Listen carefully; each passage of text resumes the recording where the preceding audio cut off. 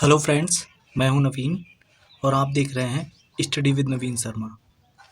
ये हमारा ज्योग्राफी का तीसरा वीडियो है और इसमें हम समझेंगे कि भारत में जो कर्क रेखा गुजरती है कितने राज्यों से गुजरती है और भारतीय मानक समय रेखा के बारे में जानेंगे वो कितने राज्यों से गुजरती है और भी बहुत सारी महत्वपूर्ण जानकारी। ये वीडियो आने वाले यूपी पीसीएस के लोगों के लिए और या आप कोई भी वनडे एग्ज़ाम दे रहे हैं सभी के लिए बहुत इंपॉर्टेंट है। तो चलिए शुरू करते हैं वीडियो को। सबसे पहले बात करते हैं हम टॉपिक ऑफ कैंसर, जिसे हम कर्क रेखा कहते हैं। ये भारत के 8 राज्यों से गुजरती है और ये जो हमारा भारत है, इस तरह से ये भारत है, तो इसको मध्य से काटती है। ठीक है, ये रेखा भारत को मध्य से काटती है और ये 8 राज्यों से गुजरती है। 8 राज्यों की बात कर लें तो इनमें कौन कौन से हैं? गुजरात, राजस्थान, मध्य प्रदेश, छत्तीसगढ़, झारखंड, पश्चिम बंगाल, त्रिपुरा और मिजोरम। इनको आप ट्रिक के द्वारा याद कर सकते हैं। मित्र पर गमछा झार।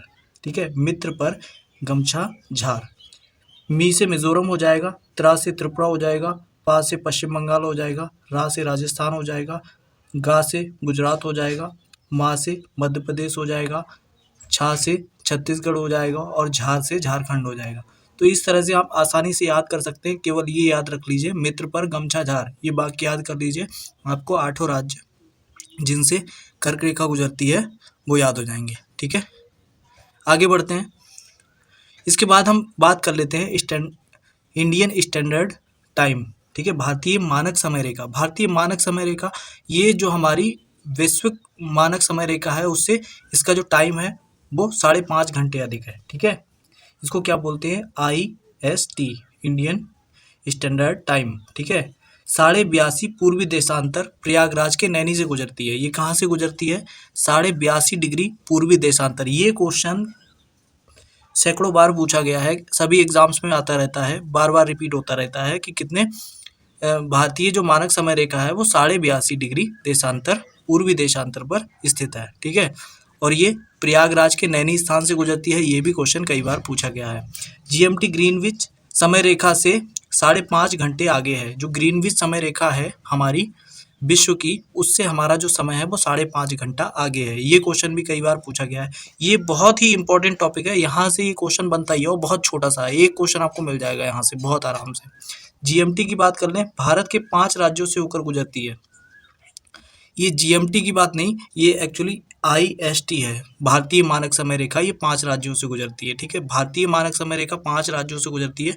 कौन कौन से 5 राज्य हैं? उत्तर प्रदेश, मध्य प्रदेश, छत्तीसगढ़, उड़ीसा और आंध्र प्रदेश। ठीक है, इसको आप याद कर सकते हैं। आंधी में छाता ऊपर उड़ा, आंधी में छाता ऊपर उड़ा, तो आंधी से याद रख सकते हैं आंध्र प्रदेश, में से मध्य प्रदेश, छाता से छत्तीसगढ़, ऊपर से उत्तर प्रदेश और उड़ा से उड़ीसा। ठीक है, आंधी में छाता ऊपर उड़ा, ये वाक्य लिख सकते हैं आप, लिख लीजिएगा, इसमें नहीं लिखा है, ये वाक्य लिख लीजिए। इससे आपको ये 5 राज्य याद हो जाएंगे जिनसे हमारी भारतीय मानक समय रेखा गुजरती है, इंडियन स्टैंडर्ड लाइन जहाँ से गुजरती है। ठीक है, इसके बाद बात कर लेते हैं पाकिस्तान की मानक समय रेखा 76 पूर्वी देशांतर पर स्थित है। ठीक है, तो ये बहुत ज़्यादा इंपॉर्टेंट नहीं है, लेकिन यहाँ पे लिख रखा है, आप देख सकते हैं। 75 है, 75 पूर्वी देशांतर पर स्थित है। ठीक है, और 82.5 डिग्री -75 तो 7.5 डिग्री हो जाता है। 1 डिग्री का मान कितना होता है? तो 4 मिनट के बराबर होता है। इसीलिए 7.5 डिग्री से ये 30 मिनट का अंतर आएगा हमारे और पाकिस्तान के। पाकिस्तान के समय के बीच और हमारे समय के बीच अंतर कितना आएगा? 30 मिनट का। ठीक है, 1 डिग्री जाने में कितना समय लगता है? 4 मिनट का समय लगता है। तो कहीं पे अगर 1 डिग्री पूर्वी देशांतर या देशांतर चेंज होता है तो वहाँ पे जो टाइम का अंतर आएगा वो कितना आ जाता है? 4 मिनट का। ये ध्यान रखेंगे, इंपॉर्टेंट है, कभी कभी न्यूमेरिकल फॉर्म में भी क्वेश्चन आ जाता है। इसके बाद बात कर लेते हैं हम भारतीय तटीय राज्य। ठीक है, भारतीय तटीय राज्यों की बात करते हैं तो इसमें पश्चिम बंगाल है, उड़ीसा, आंध्र प्रदेश, तमिलनाडु, केरल, कर्नाटक, गोवा, महाराष्ट्र और गुजरात। ठीक है, ये हमारे तटीय राज्य हैं। भारतीय तटीय सीमा कितनी है? तो 6100 किलोमीटर है, 6100 किलोमीटर है। द्वीप समूहों सहित अगर तटीय सीमा की बात कर लेते हैं तो 7516.6 किलोमीटर है, 7516.6 किलोमीटर है, अगर हम सभी द्वीप समूह को मिला लेते हैं तब। लेकिन केवल अगर भारत की मुख्य भूमि की बात करते हैं तब वो कितना है, 6100 किलोमीटर। ठीक है, ये 6100 किलोमीटर याद रखेंगे। भारत के 9 राज्य और 4 यूटी तटीय सीमा पर स्थित हैं। तो ये फैक्ट सीधे सीधे पूछ लिया जाएगा कि भारत के कितने राज्य तटीय सीमा पर स्थित हैं और भारत के कितने केंद्र शासित प्रदेश तटीय सीमा पर स्थित हैं। तो 4 केंद्र शासित प्रदेश हैं और 9 राज्य। ये बात आप याद रखेंगे, एकदम कंठस्थ कर लेंगे। चलिए आगे देखते हैं। अब इनमें से कौन से हमारे अरब सागर में वाले राज्य हैं जो तटीय सीमा बनाते हैं, और कौन से हमारे पूर्वी राज्य बंगाल की खाड़ी वाले हैं जो हमारे तटीय सीमा बनाते हैं।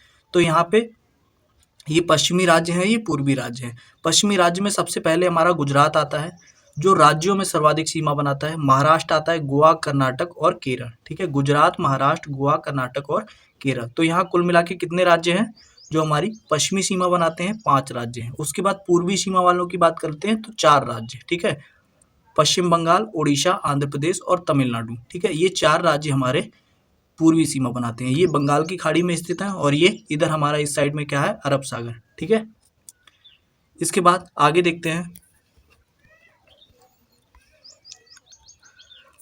आगे बात कर लेते हैं हम, ये है अगर हम केंद्र शासित प्रदेश और राज्य दोनों की बात करते हैं, दोनों में सर्वाधिक तटीय सीमा बनाने वाला, जिसकी तटीय सीमा सर्वाधिक है, तो वो अंडमान निकोबार द्वीप समूह है। ठीक है, इसकी तटीय सीमा इसका जो समुद्री तट वो कितना है, 1962 किलोमीटर लंबा है। ठीक है, अगर हम राज्य और यूटी दोनों में बात करते हैं तो उसमें कौन हो जाएगा, अंडमान निकोबार। और केवल यूटी में बात करेंगे तब भी कौन सा हो जाएगा, अंडमान निकोबार। लेकिन अगर केवल राज्यों में बात करेंगे, सर्वाधिक तटीय सीमा बनाने वाला राज्य, अगर केवल राज्यों में बात करेंगे, ये टोटल की बात है ऊपर वाला। अगर टोटल में भारत में पूरा बात करते हैं, ये केवल राज्य की, तो केवल राज्य में गुजरात आ जाएगा।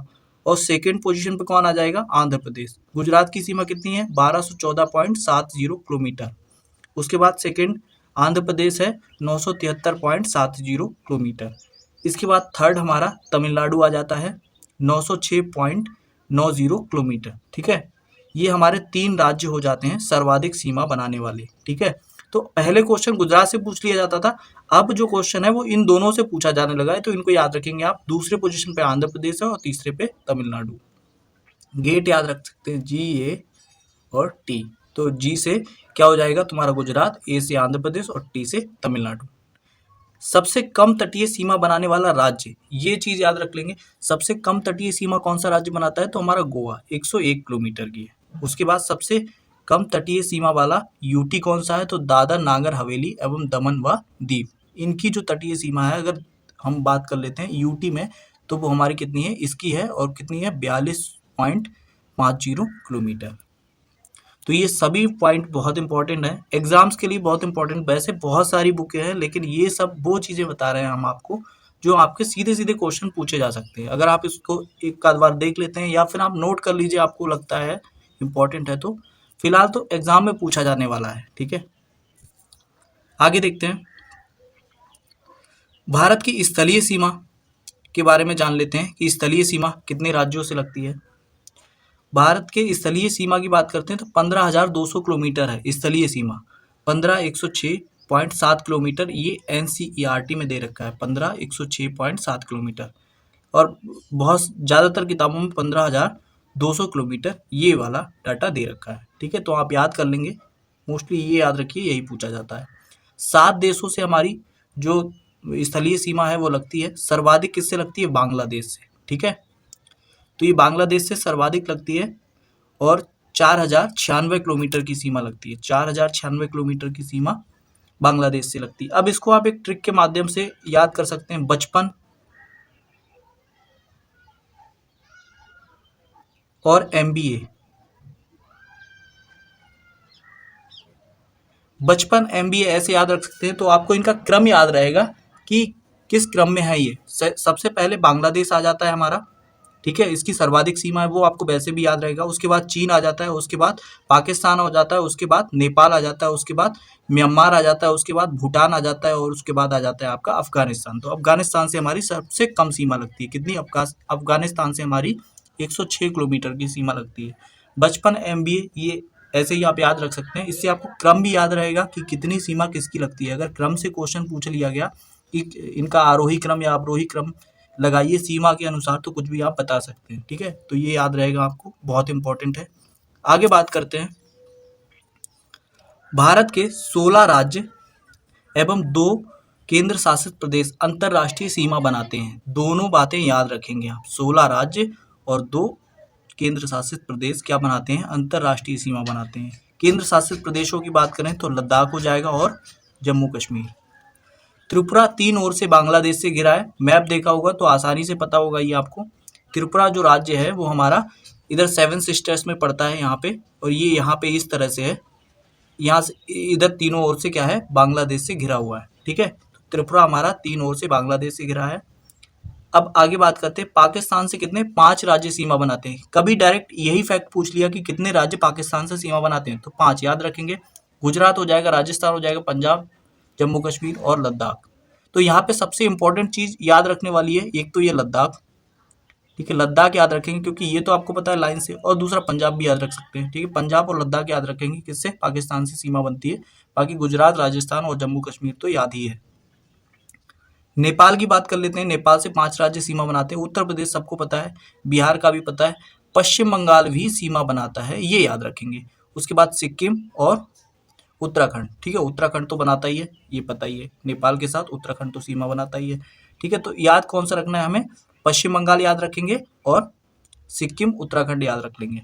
भूटान के साथ 4 राज्य सीमा बनाते हैं। नेपाल के साथ 5 और भूटान के साथ 4 राज्य। अब भूटान सबसे इंपॉर्टेंट है। भूटान के साथ पश्चिम बंगाल, सिक्किम, अरुणाचल प्रदेश और असम की भी सीमा लग जाती है। अरुणाचल प्रदेश, असम, सिक्किम और पश्चिम बंगाल चारों सीमा बनाते हैं किसके साथ? भूटान के साथ। अब इसके बाद 3 देशों के साथ सीमा बनाने वाले राज्य या यूटी कौन कौन से हैं जो हमारे 3 देशों के साथ सीमा बनाते हैं? सबसे पहला है अरुणाचल प्रदेश। ठीक है, पहले नंबर पे भूटान और चीन और म्यांमार, ये 3 के साथ सीमा बनाता है, भूटान, चीन और म्यांमार के साथ। सिक्किम की बात कर लेते हैं तो भूटान, चीन और नेपाल के साथ सीमा बनाता है। भूटान, चीन और नेपाल के साथ सिक्किम सीमा बनाता है। उसके बाद पश्चिम बंगाल की बात कर लेते हैं तो नेपाल, भूटान और बांग्लादेश। ठीक है, पश्चिम बंगाल को याद रखेंगे मोस्टली, बाकी आपको याद रहेगा लगभग। सिक्किम, भूटान, नेपाल, चीन के साथ बनाता है। अरुणाचल प्रदेश को भी याद रखेंगे। ठीक है, ये बहुत इंपॉर्टेंट फैक्ट्स हैं, ये इनसे ही क्वेश्चन पूछा जाता है। कोई बहुत ज्यादा अंदर के फैक्ट नहीं पूछे जाते हैं, लेकिन एग्जाम में यही गलत हो जाते हैं। ठीक है, आसान है ये मानते हैं हम, लेकिन यही गलत हो जाते हैं वहाँ कंफ्यूज होके। ठीक है, तो इनको देखते रहिए, बार बार देखिए, 1-2 बार लिख लीजिए, इनको एक बार नोट कर लीजिए। पेन से जो लिख देते हैं आप एक बार, वो जल्दी नहीं भूलते। एक बार को कई बार देख लिया हो तब भूल सकते हैं, लेकिन पेन से लिखा हुआ नहीं भूलते हैं। यूटी की बात कर लेते हैं आप, तो लद्दाख। लद्दाख हमारा जो है वो एक यूटी है, कितने राज्यों से बनाता है? 3 राज्य, वो 3 देशों से सीमा बनाता है, चीन से, अफगानिस्तान से और पाकिस्तान से। ठीक है, ये याद रखेंगे। और आज की वीडियो में इतना ही रखते हैं। आई होप आपको वीडियो पसंद आया होगा। इसी तरह की वीडियोस के लिए हमारे चैनल को सब्सक्राइब कर दें और बेल आइकन को प्रेस कर दें, जिससे आगे आने वाले वीडियोस के नोटिफिकेशन आपको मिलते रहें। हम फालतू की बातें नहीं करते हैं, ये मेरा मतलब हैंड रिटन नोट हैं, और इसमें आपको केवल काम की चीज़ें मिलेंगी। इन्हें मैं भी पढ़ता हूँ, आपके लिए भी है, और आपको इनसे ज़रूर फ़ायदा मिलेगा। जो भी चीज़ें, जो ट्रिक्स बताई हैं, वो आप अगर याद कर लेंगे, कोई भी चीज़, कई बार क्या होता है, कोई फैक्ट हम बार बार रटते रहते हैं, नहीं याद होता है। अगर वो उसके लिए कोई एक सेंटेंस, एक वाक्य याद कर लेते हैं तो वो याद हो जाता है। ठीक है, तो उससे आपको काफ़ी हेल्प मिलेगी, वो आगे आप नहीं भूलते हैं। तो जो भी चीज़ें बताई गई हैं, आपको उनसे ज़रूर हेल्प मिलेगी। आगे भी वीडियोज़ देखने के लिए सब्सक्राइब कर दीजिएगा चैनल को। धन्यवाद।